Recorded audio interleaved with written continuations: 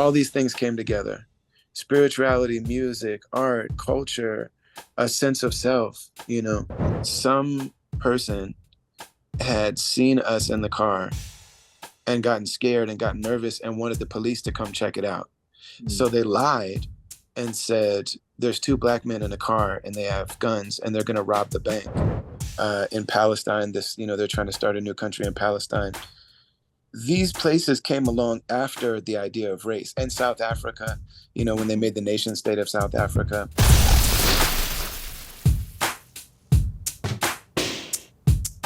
Well, first of all, thank you so much. Thank you for your time, and thank you for agreeing to be here. I started clandestino radio in 2012 when I was at MSU as a student at the college radio.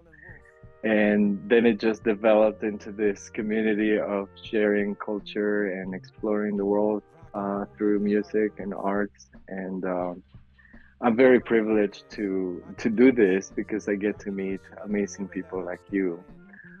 Which MSU? Mankato State University. Okay, that's what's up. Yeah, and actually, when I was a student there, I got the pleasure of seeing you when you stopped to give a speech about your experience, and that was the first time I was introduced to you, actually. It's so funny, man, because that speech, that was one of the first. That's when people just started asking me to give speeches. Yeah. And so I didn't really prepare. I had only given like sermons at mosques before. I had never like spoken about art, culture, movements. I had never done that before. The creative process. I'd never done any of that. That's one of the first ones I ever did. And when I got there, I thought that it was going to be all like college students. And also I'm partially blind, so I couldn't see the audience. And so I was talking and I couldn't tell if people liked it or not. And then one time, I think I cursed. I said a swear word and everybody laughed. And I was like, oh, you guys like that? And so I said something that I was kind of like imitating Dave Chappelle a little bit. But I just said something really kind of like crass and vulgar. And the whole audience laughed. And then when I got done, Brendan and my wife was there actually, and she was like, it's mostly high school kids. Like these are like kids from local high schools. I had no idea. And it's funny because the professor that brought me there reconnected with Brendan recently. So Brendan was my DJ back then. So he was on that tour too. And I told Brendan, I said, man, please apologize to that guy.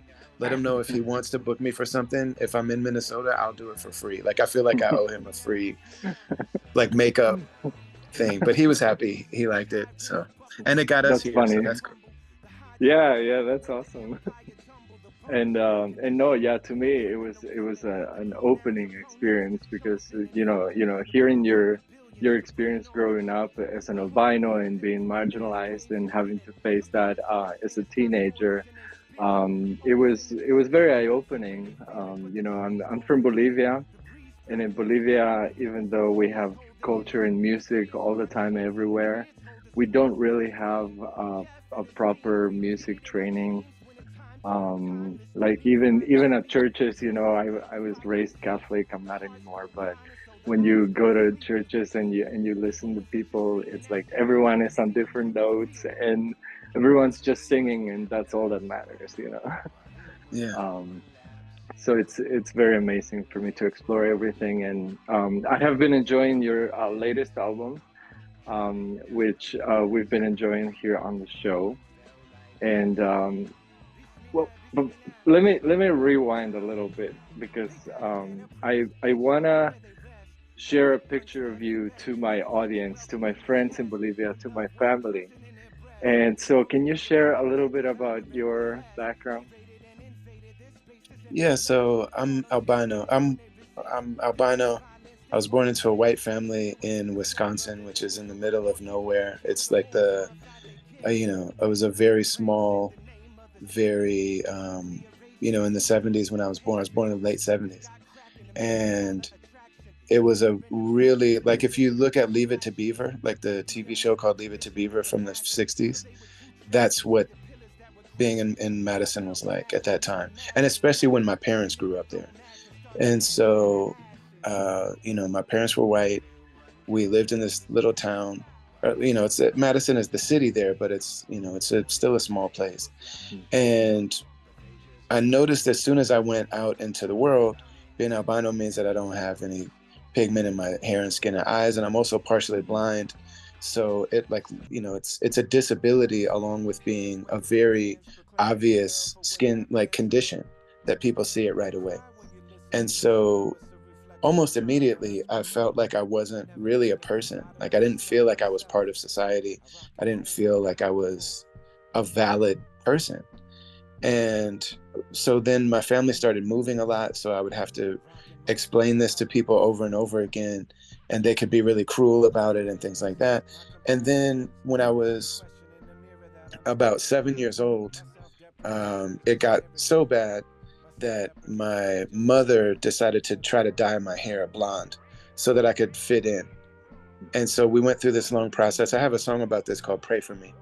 We went through this long process of dyeing my hair, and it was very difficult to do. And what I realized that I don't think my mother realized was that there was something about that process that was trying to help me fit in, but it wasn't me being myself. I had to mask the way that I look to look more like the people that were dehumanizing me and that were talking about me and treating me this way. And so without realizing it, that she was reinforcing the idea that they were actually right. And not only were they right, but I should try to be more like them. And it was a Black woman that worked at my school that recognized what was going on. She knew I was albino. She knew I was dyeing my hair. She was friends with me. She talked to me. She was only person that really talked to me, seemed to really understand. Again, I was 7 years old. And she eventually we talked about music. And she took me through this process of looking at Elvis Presley. And she said, Elvis Presley is great. And I said, yeah, he's great. And she said, you know, look at his hair. You know, do any of the white kids at school, does their hair look like that? I said, no. She said, yeah, he's putting chemicals in his hair to make it look different from how his hair really looks. And I'm thinking to myself, like, I hope she doesn't know that's what I'm doing. But of course she did know. And she said, then she showed me Muddy Waters, the great blues musician. And Muddy Waters, you could hear that this is where Elvis is. He's actually imitating Muddy Waters, even, you know, the songs and everything. And so were the Beatles, and so were the Rolling Stones and all this stuff. So I'm learning about this kind of like race stuff as well. And she said, he's trying to play music like him. And he put chemicals in his hair to make his hair look like Muddy Waters. And I was like, wow. And then I started listening to Muddy Waters, and I love that. So she said, look at the Black kids in school. There was like, you know, in those times, all of the white kids, it was mostly white school. And at lunch, there would be one table where all the Black kids sat. And even within that, the lighter skinned kids that played football and did good in school, they sat at one end, and the darker skinned kids sat at the other end. And I sat in the middle with her because she was the person that talked to me. And so she said, does Muddy Waters' hair look like these kids' hair? It's like, no. She said Muddy Waters was putting chemicals in his hair to change the way that it looks. It's like, wow. And then she said, she showed me James Brown. And James Brown at that point had natural hair. Say it loud, I'm Black and I'm proud. And she said, you know, Black people had to learn to love the way that we naturally look, to love how our hair really is. And, you know, people made us feel like we weren't human. And we used to actually dye our hair, like, you know, put chemicals in our hair to look more like the people that were dehumanizing us and talking about us like that. It's like, wow. So that was what really opened the door to me to the idea that, oh, you know, I could be a person, and I could live life, and I could actually have some pride and some dignity and things like that. But it had to come from me. And I also learned that my mother didn't know that because my mom was white. And so my mom actually was a Eastern European lady that was adopted by a Norwegian family. So she took their last name and she dyed her hair blonde. Mm. So she used to dye her hair. So she just did for me what she knew how to do. But what she didn't realize was, this whole other side of it, that I realized, okay, this Black woman understands this. And so from that time, I just, all these things came together: spirituality, music, art, culture, a sense of self, and that led to me being, you know, first really like entering into the community that really raised me and taught me and cared for me, which is a Black community in the Midwest in America. And that led me to music, that led me to hip hop, that led me to Islam, that led me to community organizing and all the things that I've done my whole life. So my whole life is because of that that exchange. Thank you for sharing.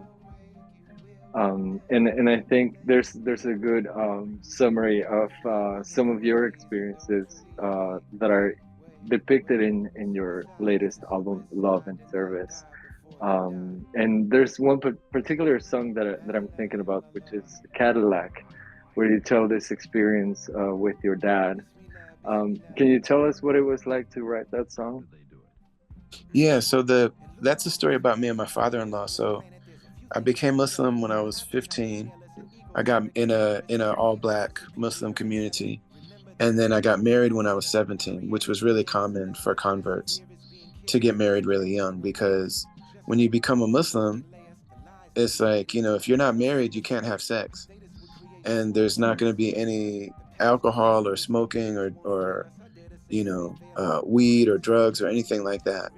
Mhm. So basically, everybody gets married. Like, it's very, very common. Like most Muslims, Mm. and it's understood to be like half of the religion of Islam is to be married and to live your family life. That's half of our religion. So I got married when I was 17 to a Black woman from Gary, Indiana. And eventually her family came. Like she had come to Minneapolis, which a lot of people do for a better life. And then eventually her parents came. And so we were at the grocery store. We had just come from the mosque. We went to an all-night grocery store, and me and my father-in-law are sitting in the car. Our wives go in to shop. They're in there for hours.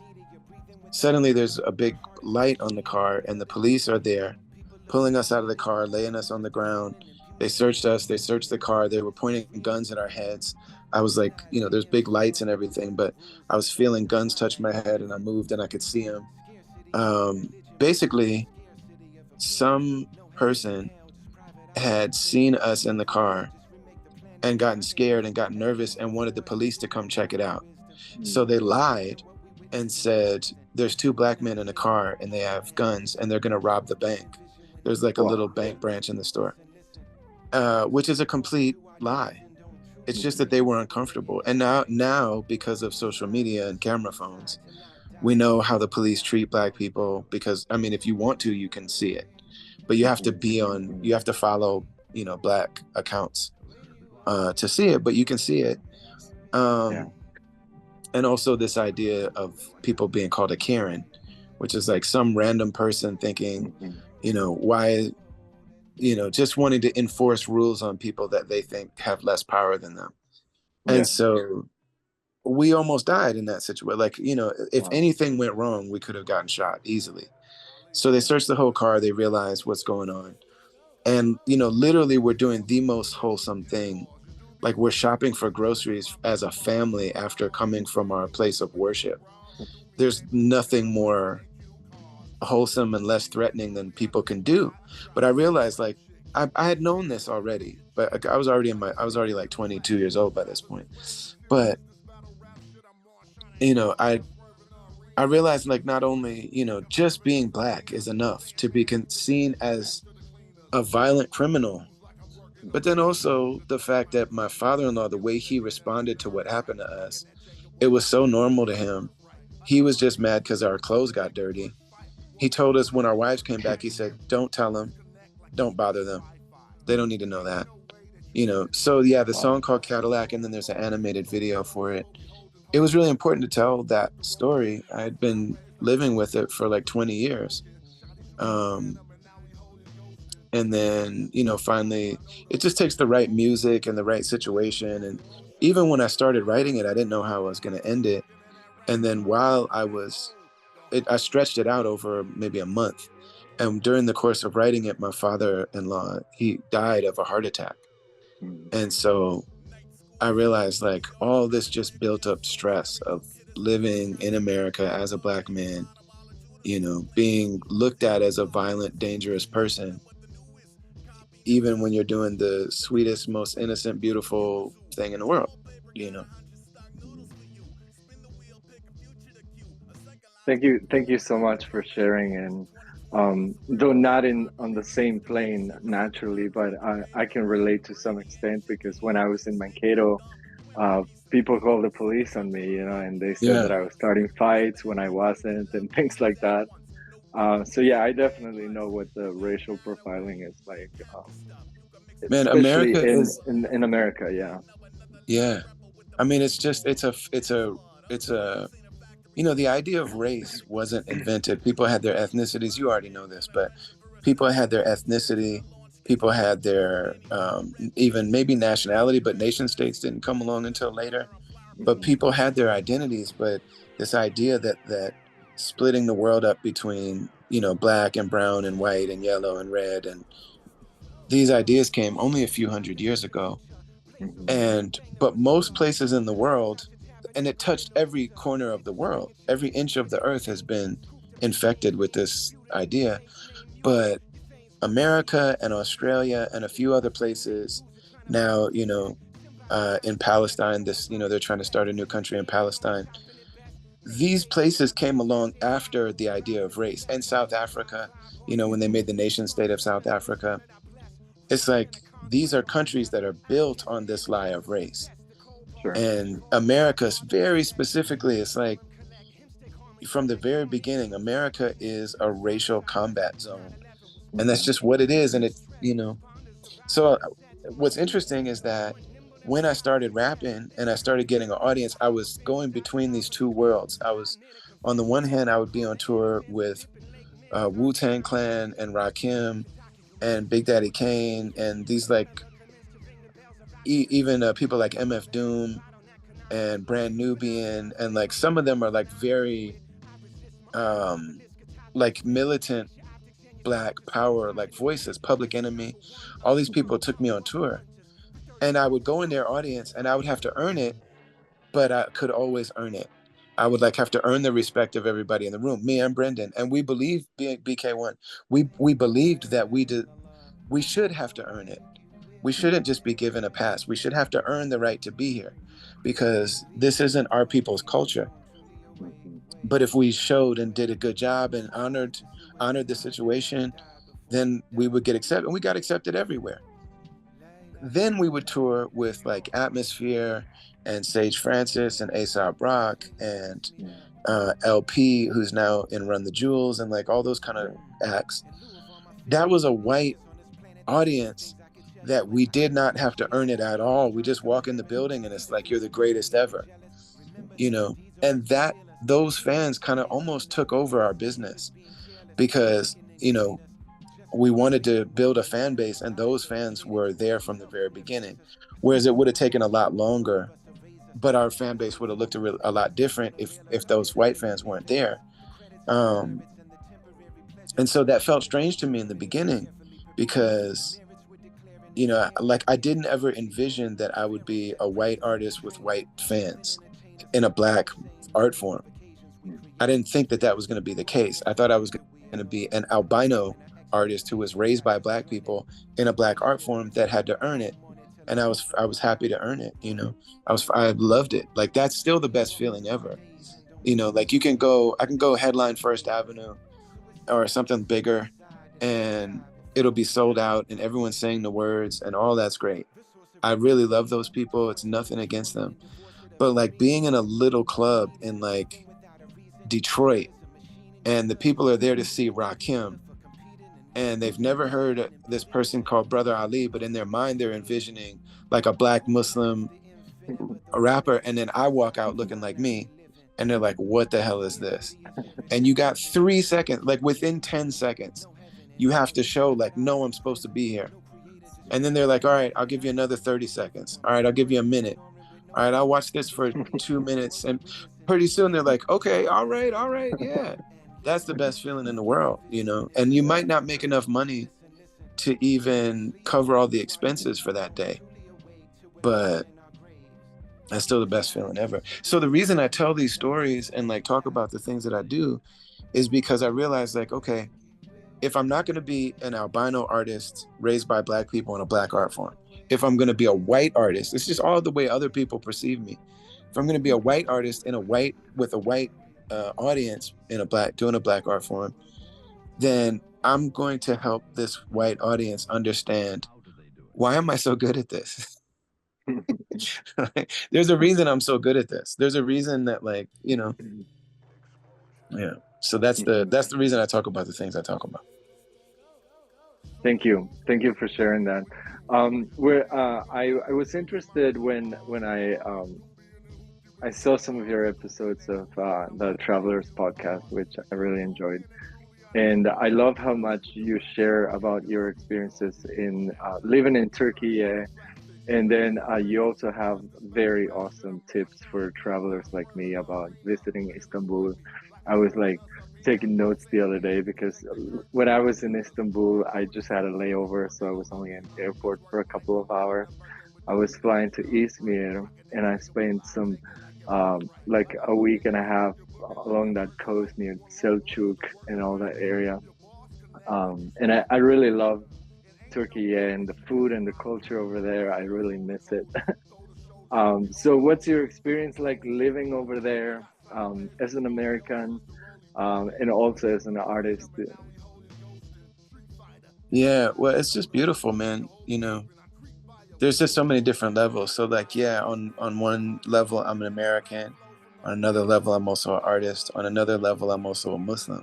Mm-hmm. And so it's like these different worlds that come together in ways that I think that are really beautiful. I mean, as an American, it's just so, especially as an American that doesn't identify with okay, there's the official idea of America on paper, and that's great. And if it was real, then it'd be great. But it's not real for anybody, and it never was intended to be real for people who aren't white, which is like, you know, so I mean, you would think that from my family members, that's good for them. Of course, you know, my wife, my kids, the community of artists that I'm in, you know, my religious community, they're not white. And so my life, my chosen life, like the life that I've pursued, is not a white environment. So, okay, so that's one side of like being in America is physically, spiritually, psychologically, generationally dangerous, you know? But then even for white people in America, I think it's spiritually it's spiritual death. And they don't realize it. The problem is when you know, I think it was Harriet Tubman said, you know, I freed 1,000 people. I could have freed 100,000 if they just would have known they were slaves. You know, and the thing about people that are, you know, white people think that race happened to everybody else and not to them. You know what I mean? So if they, like, kind-hearted, you know, kind people, if they were to hear from, you know, an immigrant family or a Black family or person or something like, yeah, you know, these traumatic things happened, and now like I have these irrational fears, or like I have, you know, reactions in my body. Sometimes I feel, you know, like I have a fight or flight kind of thing that happens or something because of racism. They would try to be so understanding of that. Nice white people would. They'd just be like, oh, wow, that's amazing. But they don't know they have that too. They have anger. They have coldness. They have avoidance. They have freeze that happens inside them that they don't know they have. And if you say that to them, and I'm saying this is me as the whitest person ever, saying that to them, it's like you're accusing me of being racist, and I'm not racist. You know, it's so difficult to, it's very, like, this could be taken out of context, and I don't mean it. It's difficult to love white people because, not because like they're not lovable, but it's like, it's difficult to be truthful, that like you don't realize how this is impacting you and your family. And you know, just the, man, white families are cold. Like they are cold. I mean, the types of things that are unsaid, and like the types of like, it's, yeah, man, it's crazy. Mm. um so yeah, I mean, that's living in Turkey is really beautiful, to just be outside of that for a while. You Mhm. know what I mean? To like learn, who am I without this? And also just to learn that the whole world isn't America, man. Mhm. You know, like sometimes we falsely universalize like the things that we've experienced. And Mhm. so just living in a place that really doesn't give a damn about America. They're not impressed. They don't want to be Americans. Mhm. They're chilling. Like there's plenty of stuff that they've got from America. So like, yeah, they all do Instagram, they all whatever, but Mhm. they don't want to be American. They don't want to Yeah. speak English.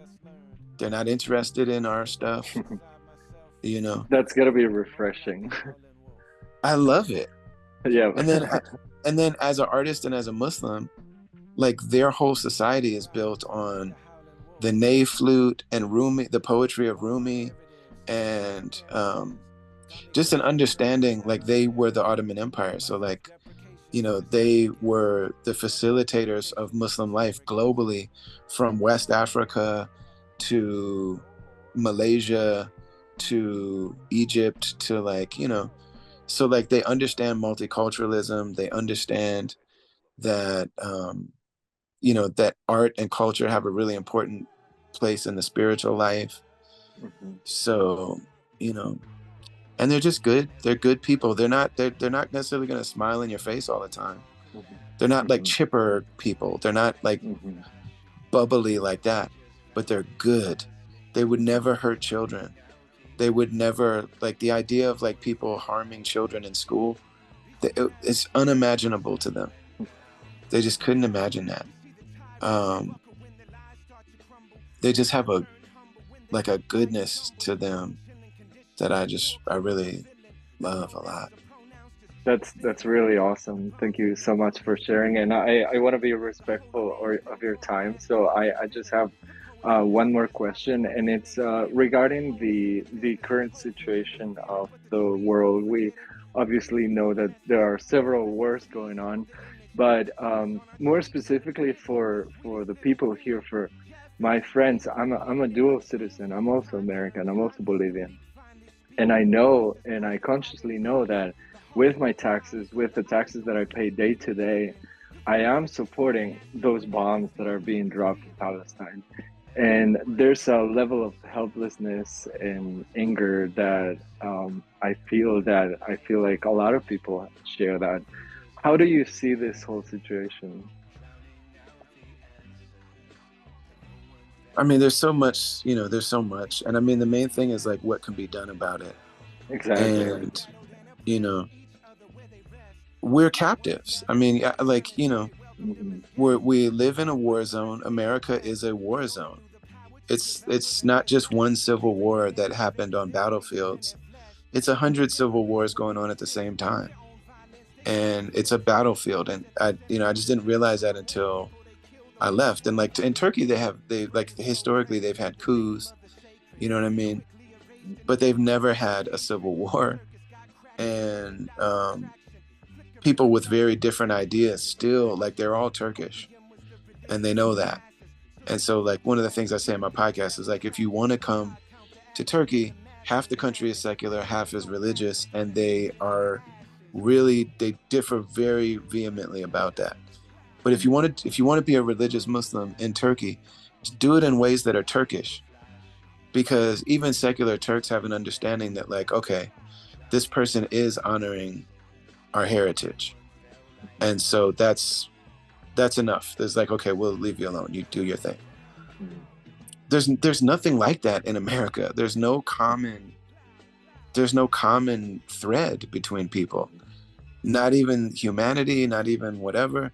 And also in a lot of ways we're captives. Like we don't really have a choice. Um, You know, I have friends with all sorts of different political ideas and beliefs and strategies and stances and things like that. And a lot of them are very good people that are doing the work that I don't think myself superior to them. Um, you know, it's hard for me to get excited about the abusive relationship of like, well, if you don't take this genocidal, you know, prison industrial complex um, plant of a candidate, you know, then you're going to get this other one that's Right. worse. You know what I mean? It's Mm. just that's an abusive relationship, man. Yeah. I like I you know, nothing about it excites me. But what does excite me is people really doing the work of binding our hearts to each other, which sounds like, oh, that's just some flowery Sufi Muslim talk. It's hard. It's the hardest thing to do. Mhm. You know what I mean? It's the hardest thing to do, to be with people that haven't experienced America the same way, or the world the same way we experience it, and to try to really grow and foster and feed the love and understanding between people. It's a heartbreak, and it's hard. And there's times where I want to give up. You know what I mean? Um, but I've come to see it as this music that I do, hopefully, is a tool for that. You know, like I want it to be good music. I want it, like even, you know, like even so, if I'm about to do this tour in November, and a lot of it is West Coast, and so the crowds will be very, very brown. And then in those cases, I'm like, man, I'm just here to give you guys a good time. When the audiences are overwhelmingly white, it's like, I just want, for white people, I'm like, okay, can we have a gathering of white people where there's anything, an emotion other than anger Mm. is the shared emotion. So I'm always like, say love, you know, beauty, beauty, beauty, love, you know, trying to be emotional and like trying to cry and like, you know what I mean? Because white people just do anger. It's the only emotion you're allowed, especially men. Anger or crazy. You Yeah. know what I mean? Like you Yeah. can get drunk and be crazy, or you can be angry and violent, and it goes from one to the other super quick. You never know when the switch is gonna flip. You know, whereas in other cultures, there's joy. Like there really is collective joy, and so, um, Mhm. but there are even like white fans that I become close with, and it's hard. Like it's hard, and I'm like, man, it's work to just to foster goodness and love, even between myself and people, and to Yeah. try to encourage people to do it with each other. Um, you know, I do believe that Islam, if a person really lives as a Muslim and tries to live a more and more complete Muslim life, it actually does that. And that's what Malcolm X said too. Like Malcolm X came back from Hajj and said, there are people in this world that would be called white in America, but they don't see themselves as white. And they're Muslim and they're human beings. And he said, I used to think that white people in America, that there was nothing you could say or do about them. You just have to be independent and separate from them. He said, now I think that if the people in America that think they're white, that are, you know, identify as white, if they would learn Islam, become Muslim, live as Muslims in Muslim communities, it could help them rejoin the human family again. I really believe that, you know. And so between the music and then like sharing the spiritual stuff with people, and then on the podcast, like I want to talk to people that are living this. And so, you know, whether they're whatever culture they're from, you know. So those are the kind of stories that I try to share on the podcast too, and the guests and all of that. So it's like, you know, it's the world is what it is. And so it's our job to just keep on planting, you know. I moved into a house one time and the yard was in really bad shape. And I was asking all my neighbors, like, I've never lived in a house before. There's all these weeds and all this stuff. Like, how do I kill these weeds? And, you know, they're saying, oh, you put this chemical on it, or you do this, you do that. And then there was this older man who's had a beautiful yard. I said, man, I really love your yard. He said, I don't put chemicals on my yard. if you want to get rid of the weeds, you just keep planting grass. Just plant grass, and eventually you won't notice the weeds because you'll have so much grass, but then eventually the grass will overtake the weeds. And so you got to pull weeds up when you can. But he's like, I don't do chemicals. I don't, that stuff just kills everything. Just plant grass. So that's the way I see my work now. It's like, man, we just plant grass whenever we can, however we can, as well as we can. And, we don't control the outcomes.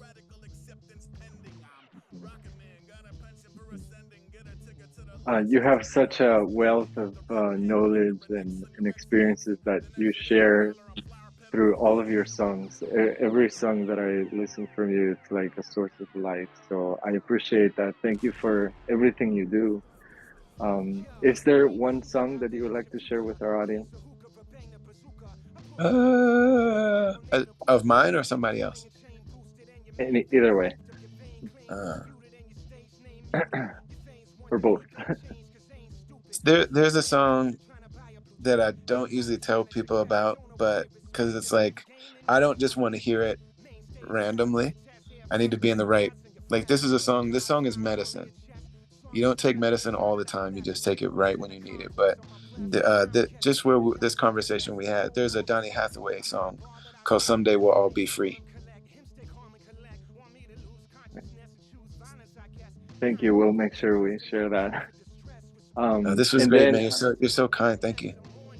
Thank you. I appreciate that. And hopefully we can talk in the future, maybe once when you're back home. That'd be dope. Okay. Thank you, Brother Ali. If I could have you just do one drop and say to people they're listening to Clandestino Radio, please. This is Brother Ali, and you're listening to Clandestino Radio. Keep it right here. It's where the good stuff is. Thank you so much, Brother Ali. Thank you. Respect and peace. Back at you, brother. Peace, peace. Thank you. Bye.